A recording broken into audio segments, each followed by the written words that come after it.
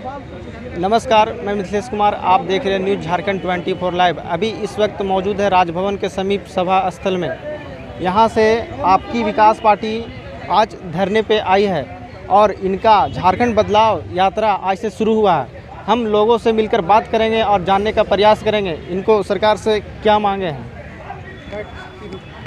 आप लोग कहाँ से आए हैं? हम लोग कोडरमा से यात्रा करते हुए रांची पहुँचे हैं। आप लोगों की सरकार से क्या मांगे हैं? सरकार से हमारी बेसिक मांगे ये हैं, मांग नहीं है बल्कि उन्हें दिखाना है और बताना है कि अब युवा और प्रदेश की जनता जाग चुकी है और ये डिमांड करती है, ये सवाल करती है, मांग करती है अपने हक की। ये आवाज़ उठाती है बेरोज़गारों की, ये आवाज़ उठाती है उन पिछड़े तबकों की जिन्हें आज तक रिप्रेजेंटेशन नहीं मिल पाया है। ये उन वर्गों की बात करती है जो हर क्षेत्र में, चाहे वो शिक्षा का क्षेत्र हो, चाहे वो बेरोज़गारी हो, हर क्षेत्र में वो पीछे हैं। जिन्हें उन युवाओं की बात करता है जो पढ़ लिख के बेरोज़गार बैठे हुए हैं आज भी। उन युवाओं की बात करता है जिनके लिए उच्च शिक्षा की व्यवस्था नहीं है। ये उन लोगों की बात करता है जो मेहनत मजदूरी के लिए देश राज्य से बाहर चले जाते हैं। ये उन लोगों की बात करता है जिन्हें इक्वल रिप्रेजेंटेशन नहीं मिलता है। ये उन लोगों की बात करता है जो कि आज भी समझिए कि झारखंड अलग हुए 24 साल हो गए, आज भी गरीबी रेखा के नीचे रहता है। ये उन तमाम मुद्दों पे बात करता है और उन तमाम सवालों का जवाब मांगता है सरकार से। आप लोग मांग पत्र सरकार को क्या सौंपे हैं? नहीं, अभी हम सौंपने जा रहे हैं। मांग पत्र लेते हुए हम कोडरमा से हमारी यात्रा जो शुरू हुई हज़ारीबाग और रामगढ़ होते हुए रांची पहुंची है और मांग पत्र हम राज्यपाल को सौंपेंगे। आप लोगों की कितनी संख्या में आए हैं? तकरीबन 500 की संख्या है हमारी। जी, 500 से 600 तक के लोग हैं हमारे साथ इस यात्रा में। जी, आप सरकार से क्या कहें? देखिए, सरकार को तो अभी हम लोग अपना मांग को लेकर के आए हैं और लिखित में अभी हम राज्यपाल को जाकर के देंगे ज्ञापन। अगर हमारी मांगे पूरी नहीं होती है तो हो सकता है ये जो आंदोलन देख रहे हैं, हालांकि भी बहुत कम तरीके से सिर्फ हम लोग आए हैं बताने के लिए। अगर बात नहीं मानेंगे तो ये बहुत बड़ा विकराल रूप ले लेगी जो कि सरकार को भुगतना पड़ेगा। झारखंड बदलाव संघर्ष यात्रा का मुख्य उद्देश्य क्या है? देखिए, मुख्य उद्देश्य है इसका कि बदलाव। झारखंड बदला कहाँ है? 24 साल हो गया है, क्या बदलाव हो गया? शिक्षा बदल गई क्या? 14 स्कूलें बंद है, कहाँ बदल गया? स्वास्थ्य के नाम पर जाइए, रिम्स यहीं पर है बगल में। बाथरूम देखिएगा तो अगर कोई पेशेंट बाथरूम जाता है ना तो एक आदमी को वहाँ देखना पड़ता है, दरवाजा तक नहीं। तो इसीलिए तो हम लोग व्यवस्था परिवर्तन की मांग कर रहे हैं ना। आगे बताइए, आपका जो भी सवाल है सवाल करें। देखिए, सबसे पहले तो जय जवाहर।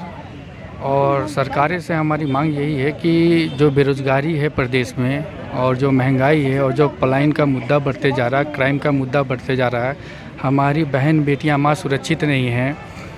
आप देखिए कि छोटी छोटी बच्चियों के साथ किस तरह का बर्बरता किया जा रहा है। तो सरकार कहीं ना कहीं अपनी कार्यकाल को पूरी तरह से फेलियर रही है। इन्होंने जो भी वादे किए कोई कार्य इन्होंने किया नहीं। अगर देखा जाए तो इन्होंने 2 लाख युवाओं को नौकरी देने की बात करी थी, उसमें ये फेलियर रही है। अगर हम बात करें गुजर भत्ता का तो वो भी इसमें फेलियर रही है। अगर विधि व्यवस्था की बात करें तो वहाँ पर भी सरकार कहीं ना कहीं फेलियर रही है। तो प्रदेश की युवा जाग चुकी है। अब सवाल कर रहे हैं हम लोग और बहुत जल्द भी हम लोग राज्यपाल महोदय से मिलेंगे और उनको 11 सूत्री मांग का ज्ञापन सौंपेंगे। झारखंड में लगातार रेप जैसी घटना बढ़ते जा रही है, आप क्या कहेंगे? ये बड़ा दुर्भाग्यपूर्ण है। मैंने पहले ही कहा है कि देखिए, सरकार पूरी तरह से विफल रही है। महिलाएं बिल्कुल भी सुरक्षित नहीं है। 3 साल 3.5 साल की बच्चियों के साथ किस तरह का बर्बरता हुआ जमशेदपुर में, ये प्रदेश से छुपा हुआ नहीं है। तो अब बताइए, 3 साल की बच्चियां भी अब सुरक्षित नहीं है प्रदेश में।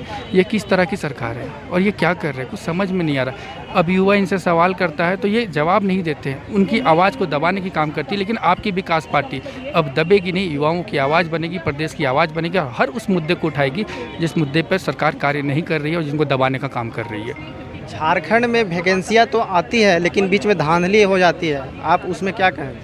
देखिए, अभी ही जो वैकेंसीज आई थी उसकी पेपर लीक का मामला अभी पूरे प्रदेश में फैला हुआ है, चल रहा था। तो सरकार देखिए कि एग्ज़ाम तक कंडक्ट नहीं करा पा रही है। मेरा कहने का तात्पर्य यह है कि बिहार से झारखंड को अलग हुए 24 वर्ष हो गए और 13 मुख्यमंत्रियाँ बदल गई, लेकिन जेपीएससी का एग्ज़ाम ये जो है 13 बार मतलब 6 बार लेने में नाकाम रहे। अगर एक मुख्यमंत्री एक बार भी लिए होते तो कम से कम 13 बार एग्ज़ाम कंडक्ट होना चाहिए था, लेकिन नहीं हो पाया। तो कहीं ना कहीं सरकार की फेलियर है। तो बताइए, इस तरह से युवा तो बेरोजगारी होंगे ना। आप देखिए आज हमारे युवा कितने बेरोजगार हैं, प्लान करने पे मजबूर हैं, अब बाहर प्रदेश में जाकर के काम कर रहे हैं, वो किस स्थिति में हैं, क्या कर रहे हैं, सरकार के पास कुछ भी उसका जवाब नहीं है। अब उनसे सवाल करो तो बोलते हैं वैकेंसी हम दे रहे हैं। अरे दे रहे हैं तो आप कहाँ, नौकरी कहाँ गई, युवा बेरोजगार क्यों है? तो ये सवाल करना है हमें, और हम वही मांगों को लेकर के सरकार के पास जा रहे हैं और पूछ रहे हैं उनसे कि आपने किया क्या अभी तक।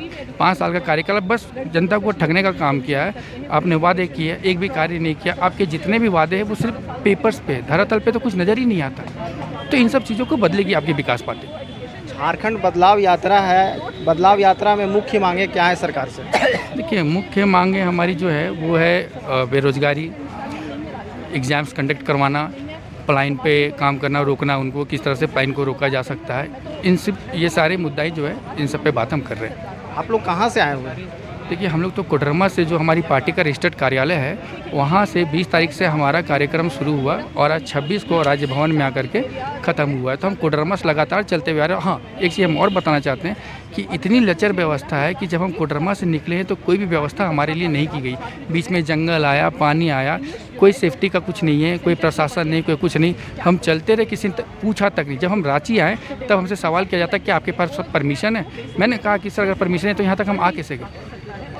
4 जिला हम पार कर चुके हैं, उसके बाद 5वां जिला जब एंटर कर रहे हैं तब आप ये सवाल कर रहे हैं। आपको ये सवाल पहले करना चाहिए था। तो इससे आपको लग रहा होगा कि आप आंकड़ा लगा लीजिए कि व्यवस्था कितनी लचर है, सरकार किस तरह से अपने कार्यकाल में बिल्कुल फेलियर रही है। सरकार तो नई नई योजनाएं लेकर आती है, अभी फ़िलहाल में मैया सम्मान योजना लेकर आई है, क्या धरातल पर उतरी है? देखिए सरकार, मैंने पहले ही कहा कि सरकार की जो भी योजना है वो पेपर्स पे, धरातल पे नज़र नहीं आता है।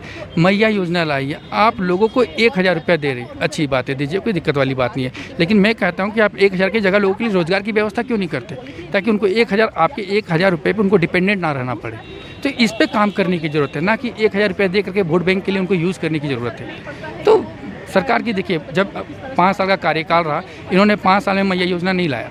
जब अब उनका कार्यकाल खत्म होने वाला है, 15 दिन 20 दिन में आचार संहिता लगने वाला है, नवंबर अक्टूबर में चुनाव होने वाली है, तब इन्होंने मैया योजना लाया। अब मुझे बताइए कि ये योजना कहाँ तक काम करेगी? आप 5 साल में अगर नौकरी दे दिए रहते तो शायद आपको मैया योजना लाने की ज़रूरत नहीं पड़ती। तो बहुत सारे ऐसे ऐसे बातें जो गवर्नमेंट कहीं ना कहीं फेलियर रही है अकॉर्डिंग टू मी। तो अभी हमने लोगों से बात करके जानने का प्रयास किया कि इनके बदलाव यात्रा का मुख्य कारण बेरोजगारी है। धन्यवाद।